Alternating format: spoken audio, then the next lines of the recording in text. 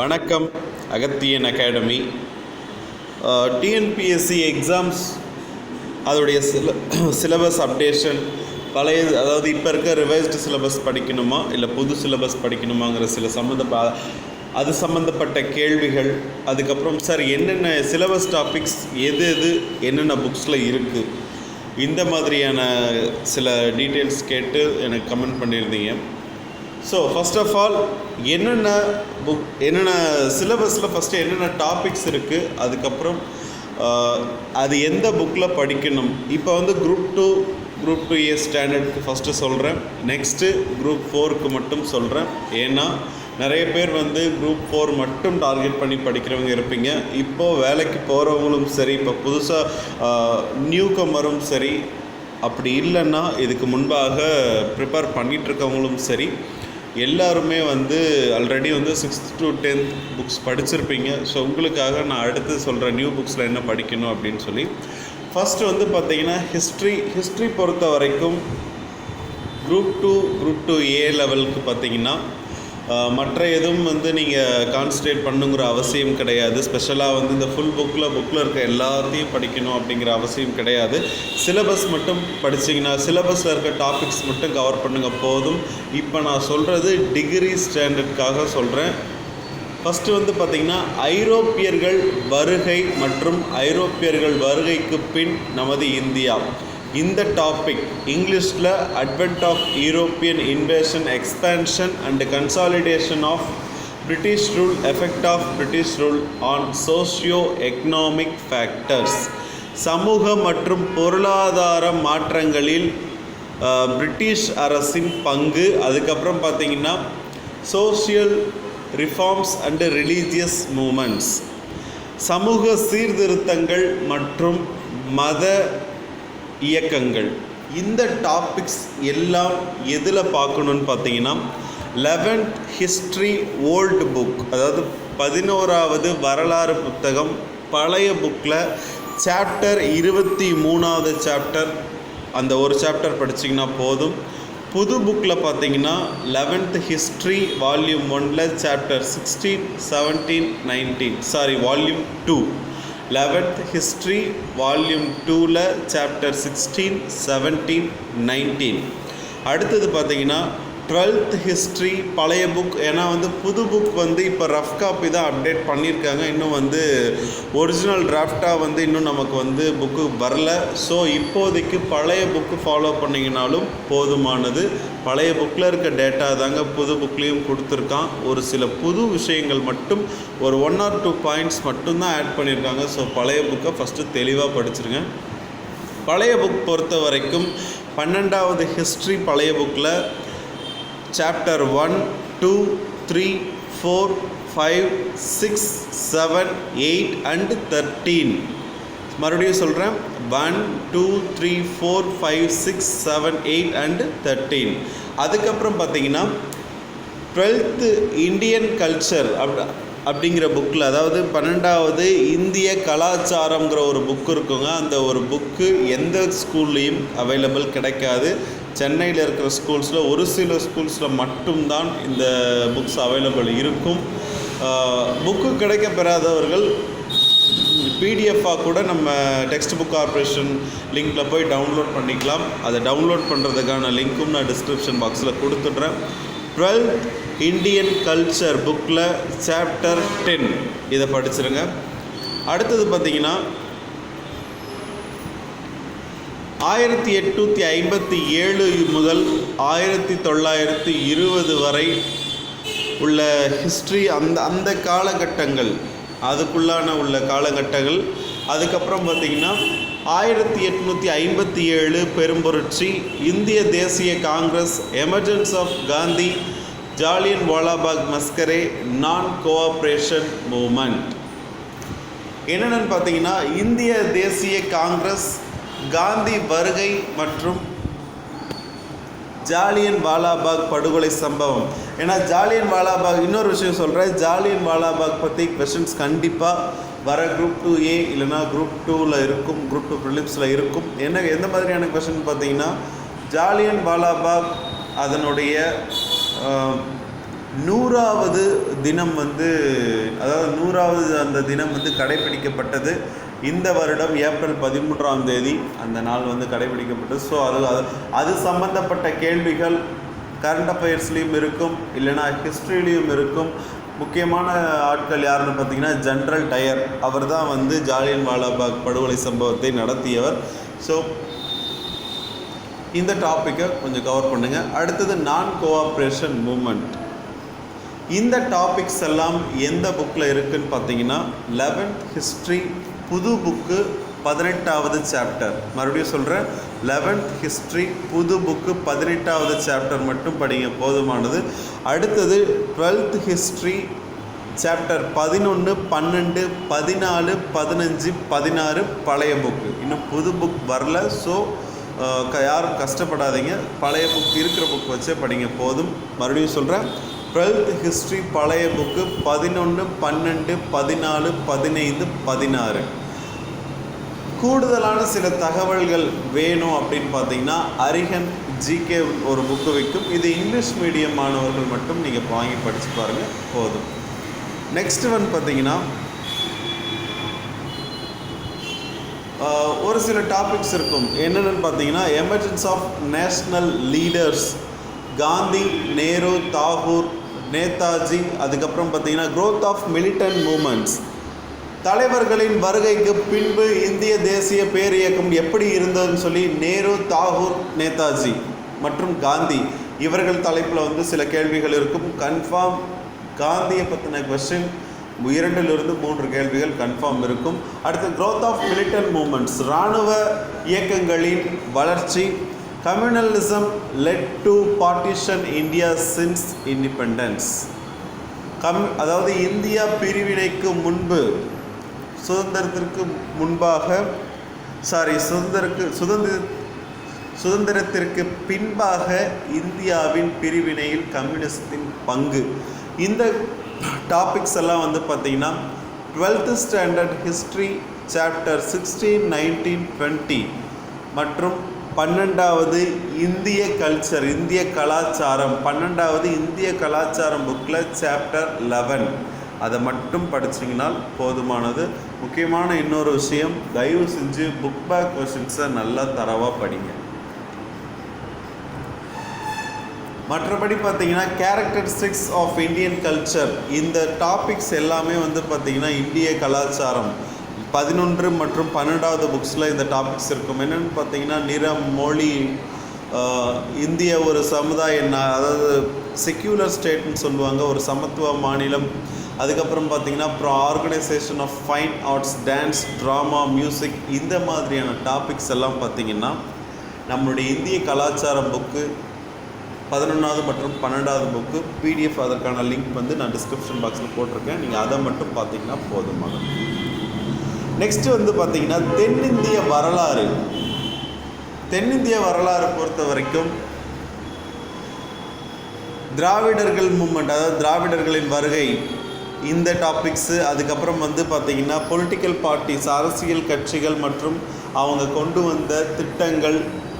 அதுக்கப்புறம் பார்த்திங்கன்னா தமிழ்நாட்டு விடுதலை போரில் ராஜாஜி, வஉசி அவர்கள், பெரியார், பாரதியார் மற்றும் இதர தலைவர்களின் குறிப்பு, இந்த டாபிக்ஸ். அதுக்கப்புறம் பார்த்திங்கன்னா birth of political parties, political system in India, இந்தியாவில் அரசியல் கட்சிகளின் உதயம் மற்றும் இந்தியாவின் அரசியல் அமைப்பு எப்படி இருக்குது அப்படின்னு சொல்லி இந்த மாதிரியான டாபிக்ஸ். அதுக்கப்புறம் culture and heritage of Tamil people, இந்த டாபிக்ஸ். இது எல்லாமே எந்த புக்ஸில் இருக்குதுன்னு பார்த்தீங்கன்னா 11வது ஹிஸ்ட்ரி பழைய புக்கு சாப்டர் 8, 11, 13. புதிய ஹிஸ்ட்ரி புக்கில் வந்து 5, 9, 11. மறுபடியும் சொல்கிறேன், 11th ஹிஸ்ட்ரி பழைய புக்கில் 8, 11, 13. புது ஹிஸ்ட்ரி புக்கில் 5, 9, 11 சாப்டர்ஸ். பழைய 12th ஹிஸ்ட்ரி புக்கில் 9, 10, 17, 18. 9, 10, 17, 18 இந்த சாப்டர்ஸ் மட்டும் கவர் பண்ணிங்கனால் போதுமானது. அதே போல் புது பொலிட்டிக்கல் சயின்ஸ் புக் ப்ளஸ் வந்து பொலிட்டிக்கல் சயின்ஸ் புக்கு புது புக்கில் சாப்டர் 14, 15 இந்த 2 சாப்டரும் கவர் பண்ணணும், போதுமானது. இதை மட்டும் படிச்சிங்கனாலே இந்த சிலபஸ் கவர் ஆகிடும்.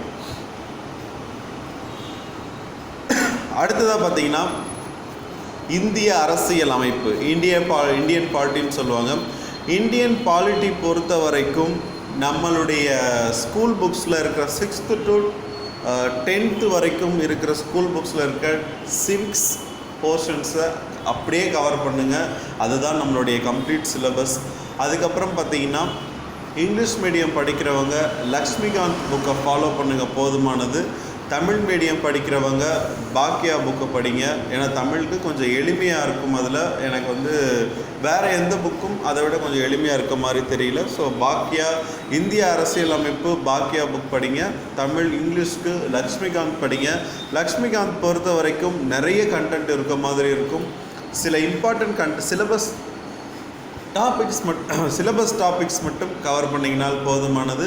என்னென்ன படிக்கணும்னு பார்த்தீங்கன்னா schedules, part R important articles, இதை மட்டும் ஃபஸ்ட்டு கவர் பண்ணுங்கள். அதுக்கப்புறம் பார்த்தீங்கன்னா இந்திய அரசியல் அமைப்பு உருவான விதம், இந்திய அரசியல் அமைப்பு உருவாவதற்கு காரணமான தலைவர்கள், அதற்கான அமைக்கப்பட்ட குழு, அந்த குழுவின் பால் ஏற்கப்பட்ட தேசிய கொடி ஏற்கப்பட்ட ஆண்டு, தேசிய கீதம், தேசிய பாடல், இவை அனைத்தும் ஏற்கப்பட்ட ஆண்டு, ஹூ இஸ் த ஃபர்ஸ்ட் அப்படின்னு பார்த்தீங்கன்னா முதல் ஃபினான்ஸ் கமிஷனர் யார், முதல் அட்டார்னி ஜெனரல் யார், அதாவது முதல் நிதி ஆணையர், முதல் அட்டார்னி ஜெனரல், அதுக்கப்புறம் பார்த்தீங்கன்னா முதல் தலைமை கணக்காயர், சிஏஜின்னு சொல்லுவாங்க, கம்ப்ட்ரோலர் அண்ட் ஆடிட்டர் ஜெனரல் சொல்லுவாங்க. இந்த மாதிரியான லிஸ்ட்டும் பாருங்கள். அதுக்கப்புறம் president list, prime minister list, இது கண்டிப்பாக படிங்க. ஏன்னா இந்த நம்ம குரூப் 2, குரூப் 2A எக்ஸாம்ஸ் பொறுத்த வரைக்கும் பாலிட்டி நிறைய கொஸ்டின்ஸ் இருக்கும். அடுத்ததாக பார்த்தீங்கன்னா ஜியாகிரஃபி பொறுத்த வரைக்கும் earth and science, solar system, atmosphere, hydrosphere, lithosphere, இந்த டாபிக்ஸ்.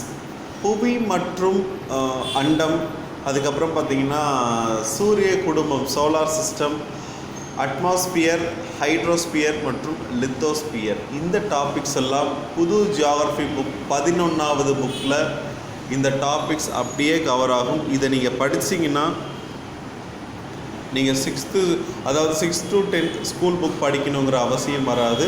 அப்படி நான் 6th to 10th school book தான் படிப்பேன்னு பார்த்தீங்கன்னா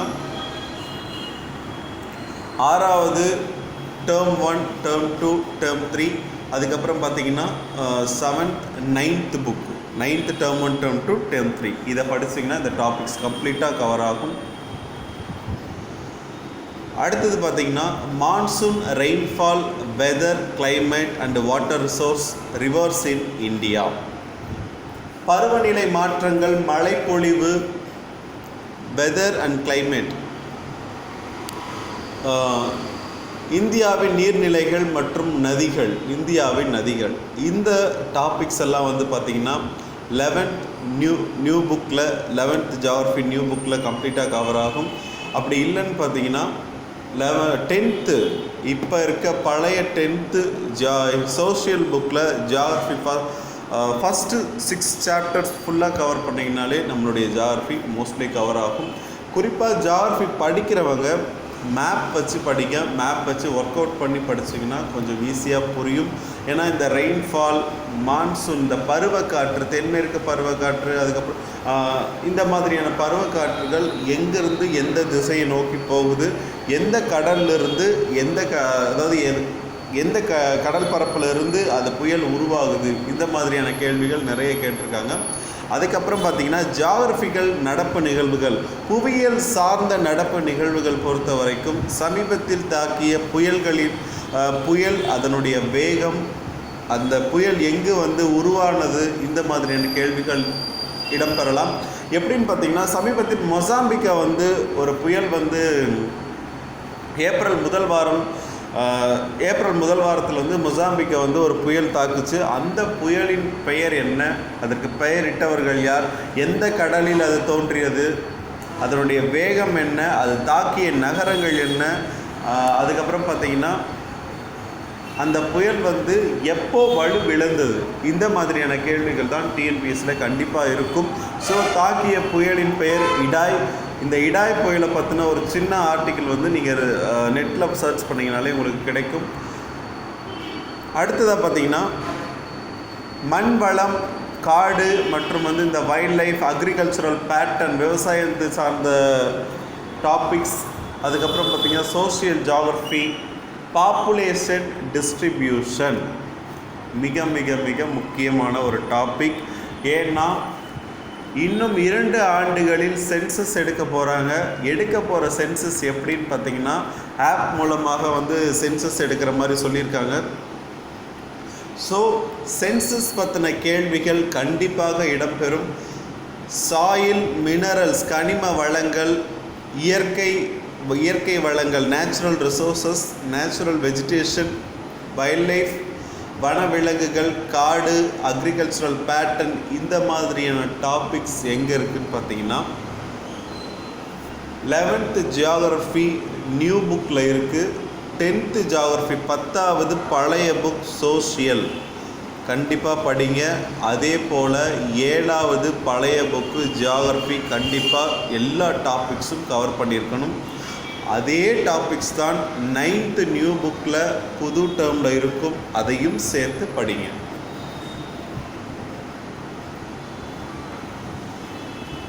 அடுத்தது பார்த்திங்கன்னா சயின்ஸ் பொறுத்த வரைக்கும் ரொம்ப நீங்கள் வந்து பெருசாக ரிஸ்க் எடுக்கணுங்கிற அவசியம் இல்லைங்க. சயின்ஸ் பொறுத்த வரைக்கும் சிலபஸ் டாபிக் என்ன, ரத்தம் மற்றும் இரத்த மண்டல ஓட்டம், அதுக்கப்புறம் பார்த்திங்கன்னா நாளமில்லா சுரப்பிகள், இனப்பெருக்க மண்டலம், அதுக்கப்புறம் பார்த்திங்கன்னா கம்யூனிகபிள் அண்ட் நான் கம்யூனிகபிள் டிசீஸ்னு சொல்லுவாங்க, பரவும் நோய்கள் மற்றும் பரவா நோய்கள். இது எல்லாமே வந்து பார்த்திங்கன்னா நம்மளுடைய +1 +2 பழைய புக்கில் அழகாக நீட்டாக கொடுத்துருப்பாங்க. புது புக்கில் படித்து கன்ஃபியூஸ் ஆகிக்க வேண்டாம். பழைய புக்கு +1 +2 இந்த 2 புக்கில் இருக்கிற டாபிக்ஸ், சிலபஸ் டாபிக்ஸ் மட்டும் கவர் பண்ணுங்கள் போதும். நீங்கள் ஃபுல் புக்காக படிக்கணுங்கிற அவசியம் கிடையாது. குரூப் 2Aல இருக்க ஒரு நல்ல விஷயம் என்னென்னா சிலபஸ் தாண்டி கொஷின்ஸ் போகவே போகாது. ஸோ ஜுவாலஜி, சோஷியல் பொறுத்த வரைக்கும் 11வது 12வது பழைய புக்கை மட்டும் படிங்க போதும். சிலபஸ் டாப்பிக்கை கவர் பண்ணிங்கனாலே மோஸ்ட்லி கொஷின்ஸ் கண்டிப்பாக அதிலிருந்து தான் வரும். அதுக்கப்புறம் பார்த்திங்கன்னா புது புக்கில் நான் படிக்க வேண்டாமா சார்னு கேட்குறவங்க புது புக்கில் இருக்கிற புக் பேக் கொஷின் மட்டும் பாருங்கள். ஏன்னா அந்த புக் பேக் கொஷினே கிட்டத்தட்ட ஒரு 20 கொஷின் இருக்கான். சொல்லப்போனால் இப்போது கொஷின் கேட்குறவங்க அதிலிருந்து கூட சில சிலபஸ் டாபிக்ஸ் கவர் பண்ணலாம். ஸோ புக் பேக் கொஷின் புது புக்கில் கவர் பண்ணுங்கள். நீங்கள் 6th to 10th வரைக்கும் படிக்கணுங்கிற அவசியம் கிடையாது. ஆனால் 10th இருக்கிற நாளமில்லா சுரப்பிகள் பழைய புக் சொல்கிறேன். 10th இருக்கிற நாளமில்லா சுரப்பிகள், அதுக்கப்புறம் பார்த்திங்கன்னா டிசீசஸ், இந்த 2 டாபிக்ஸை மட்டும் கவர் பண்ணுங்கள். அதுக்கப்புறம் பார்த்திங்கன்னா பாட்டனி, தாவரவியல் பொறுத்த வரைக்கும் சிலபஸ் டாபிக்ஸில் அதே போல் 11th and 12th பழைய புக்ஸை மட்டும் படிங்க. எக்ஸ்ட்ரா எதையும் படிக்காதீங்க சார், டைம் வேஸ்ட். அதுக்கப்புறம் எக்கனாமிக்ஸ் பொறுத்த வரைக்கும் பொருளியல் எக்கனாமிக்ஸ் பொறுத்த வரைக்கும் 6வதுலேருந்து 10வது வரைக்கும் இருக்கிற எக்கனாமிக்ஸ் பேட்டர்னில் இருக்கிற புக்ஸ் சிலபஸை கம்ப்ளீட்டாக கவர் பண்ணுங்கள். குறிப்பாக வறுமை, பொருளாதாரத்தின் தொடக்கம், அதுக்கு அப்புறமா பார்த்திங்கன்னா வேலையின்மை, அதுக்கப்புறம் சென்சஸ், கண்டிப்பாக சென்சஸ்லேருந்து ஒரு கேள்வி கண்டிப்பாக இடம்பெறும். ஆண் பெண் பாலின விகிதாச்சாரம். நெக்ஸ்ட் ஒன் வேலையின்மையை போக்க அதற்கு கொண்டு வந்த திட்டங்கள், மத்திய அரசின் திட்டங்கள். அதுக்கப்புறம் பார்த்திங்கன்னா வறுமையை ஒழிக்க கொண்டு வரப்பட்ட திட்டங்கள். அதுக்கு அடுத்தது பார்த்திங்கன்னா சமீபத்தில் எக்கனாமிக்கலாக என்னென்ன சேஞ்சஸ் நடந்துச்சு, சமீபத்தில் இன்ஃப்ளேஷன் எவ்வளோ வந்து இன்க்ரீஸ் ஆச்சு, சில்லறை பொருட்களுக்கான பணவீக்க விகிதம் இதுவரை இல்லாத அளவிற்கு இந்த மாதம் உயர்ந்துச்சுங்க. அது 3.71% உயர்ந்துருந்துச்சு. ஸோ அந்த கேள்வி இடம்பெறலாம். எக்கனாமிக்ஸ் அதுக்கப்புறம் பார்த்தீங்கன்னா பழைய புக்கு 11வது புக்கு, அதில் இருக்கிற புக் பேக் கொஷின்ஸ். 12வது பழைய புக்கு, அதில் இருக்கிற வறுமை, வேலையின்மை, இந்த டாபிக்ஸை மட்டும் கவர் பண்ணுங்கள். நெக்ஸ்ட் ஒன் பார்த்தீங்கன்னா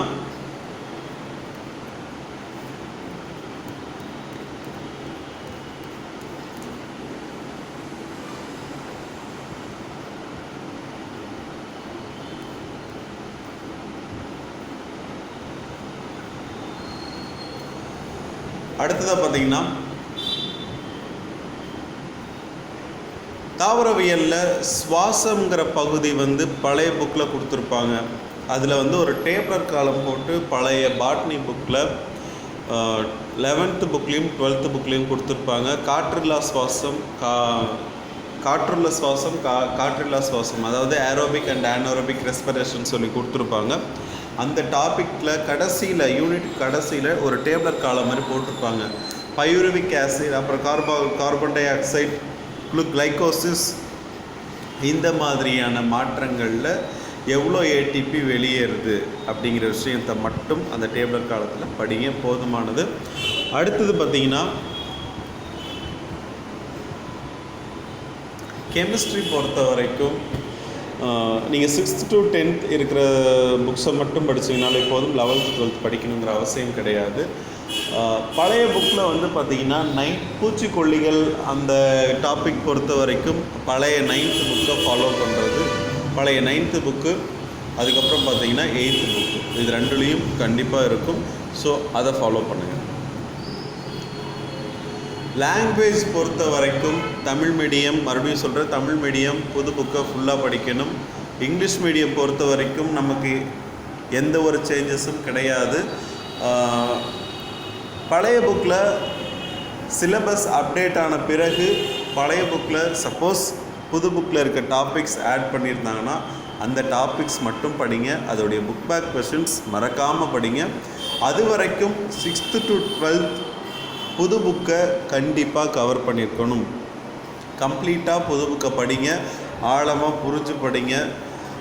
தமிழ் மீடியத்துக்கும் இங்கிலீஷ் மீடியம் மாணவர்களுக்கும் உள்ள ஒரு வித்தியாசம் என்னன்னு பார்த்தீங்கன்னா, தமிழ் மீடியத்திற்கு கொஷின் ஈஸியாக புரிஞ்சுப்பாங்க, ஏன்னா அவங்க புக்கை கம்ப்ளீட்டாக படிச்சிடுறாங்க.